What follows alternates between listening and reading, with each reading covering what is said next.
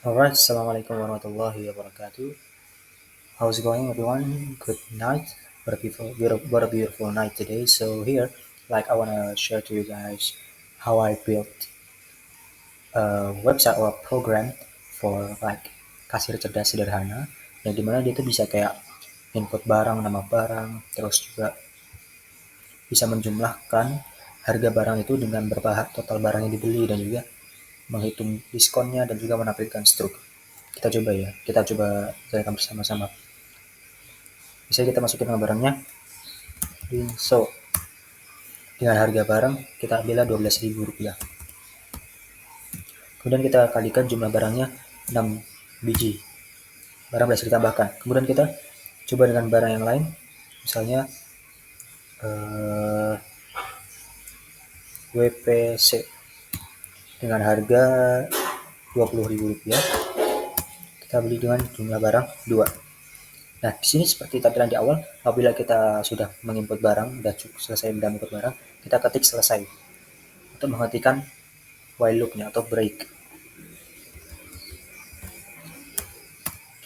Nah, ini merupakan hasil dari apa yang kita belanjakan. Ada rinso 12 kali 6, 72.000. Dia bisa menghitung harga barang, lalu dikalikan dengan jumlahnya, dan juga menghitung subtotal, lalu dihitung diskonnya berdasarkan presentasi total harganya. Ini merupakan salah satu program kerja dari program kasir sederhana. Nah, bagaimana caranya kita bisa menginput barang-barang secara berulang kali? Nah, di sini kita menggunakan while loop, yaitu kita menggunakan while true, di mana kita menginput barang apabila user mengetik selesai, maka ia akan terjadi break atau looping selesai. Nah, jika selain itu maka akan terus melakukan loop. Nah, seperti di sini. Try, misalnya kita kasih try, except ini fungsinya agar tidak terjadi error apabila misalnya, karena di sini kita merubah menjadi ke integer. Jadi apabila user memasukkan selain integer, maka dia tidak akan terjadi error. Nah, kita masukkan di sini harga barang, jumlah barang. Lalu apabila kita sudah selesai menginput 3 ini, nama barang atau jumlah barang dan harga barang, maka akan muncul tulisan barang bisa ditambahkan. Dan juga barang akan dimasukkan ke list yang ada di atas ini. Ini list kosong, awalnya list kosong. Apabila user telah menginput barang, maka akan masuk ke list ini. Dan akan terjadi namanya continue atau loop akan kembali lagi di atas atau seperti awal. Jadi loopnya tidak akan selesai sampai user mengetik selesai. Begitu. Nah, kemudian di sini juga kita menggunakan for loop untuk menghitung subtotal dari harga. Kita menggunakan fungsi itu dengan hitung subtotal ini. Kita memberi parameter untuk daftar harga, jumlah harta, daftar jumlah atau jumlah barang.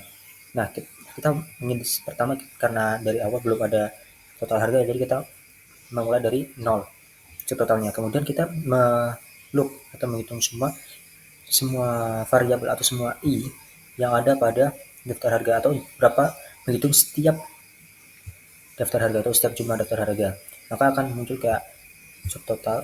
Subtotal itu adalah menghitung daftar harga i atau daftar harga ke indeks ke 0 atau dan seterusnya dikali dengan daftar jumlah. Kenapa hanya daftar harga? Karena daftar harga dan juga daftar jumlah itu pasti sama, karena ujung-ujungnya daftar harga bakal dikali dengan jumlahnya, seperti itu. Kemudian kita mereturn akan subtotalnya bisa digunakan pada fungsi yang lain. Nah, kenapa kita memecah kode ini menjadi beberapa fungsi? Yang pertama, agar terlihat lebih rapi. Jadi setiap fungsi ini memiliki tugasnya masing-masing. Jadi kita tidak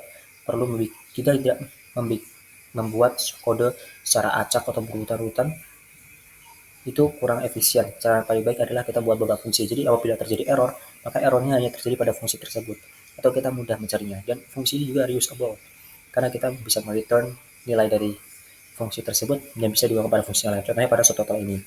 Nah, kemudian kita juga menghitung subtotal, yaitu berdasarkan persentase. Apabila subtotal lebih dari 140.000, maka akan mendapatkan persen diskon sekitar 15%. Nah, begitu juga apabila 75.000, maka 7%. Nah, seperti itu. Lalu, poinnya apa lagi ya?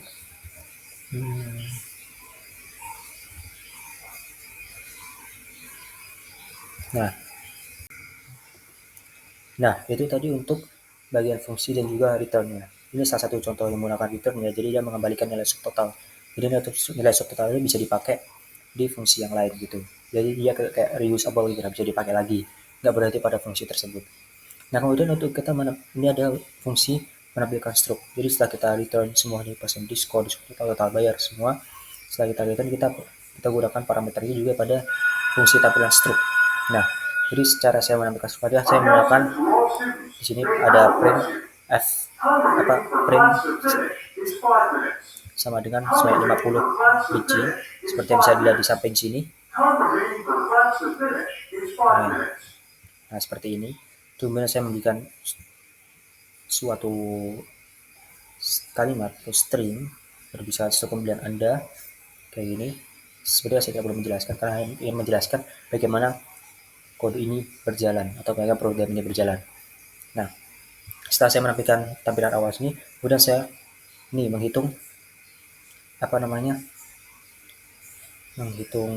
menampilkan total belanjaan. Jadi sama seperti sebelumnya kita menggunakan for loop. Jadi kita meloop setiap barang yang ada di daftar nama barang. Nah, gitu. Jadi kita seperti di sini misalnya nih.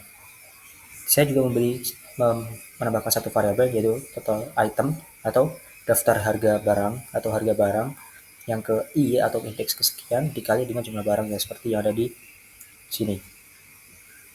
Nah, kemudian saya ngeprint dengan i plus 1 atau kan kalau indeks dimulai dari 0. Nah, saya pernah tambahkan plus 1 agar indeks itu dimulai dari 1. Kemudian saya mencetak daftar nama barang i atau daftar nama barang ke 1. Lalu saya memberikan daftar harganya dan juga jumlahnya lalu totalnya. Begitu juga dengan subtotalnya karena setelah sudah dirumuskan di awal maka kita hanya perlu memanggil fungsinya saja. Seperti itu. Jadi dia reusable lah, itulah maksud dari reusable yang saya sebutkan tadi. Nah, kemudian setelah kita semua buat fungsi dari tampilan struk, lalu kita panggil nih fungsi-fungsi yang sudah kita buat seperti subtotal. Karena saya dari awal saya tampilan header ini langsung saya panggil di sini tampilan header. Jadi tampilan headernya tampilan awalnya lah ini yang bagian selamat datang di toko masa depan ini. Nah, itulah langsung tampil di awal gitu. Kemudian kita panggil juga fungsi hitung subtotalnya agar bisa berjalan, hitung diskonnya juga, lalu kita masuk ke tampilan struk. Nah, tampilan struk ini menampilkan isi yang ada dalam sini, lalu menjadilah struk pembelian Anda. Nah, seperti ini. Mungkin itu penjelasan dari saya bagaimana program kasar ini berjalan. Mungkin cukup sekian saya sampaikan. Kalau ada maaf, syukran. Assalamualaikum warahmatullahi wabarakatuh.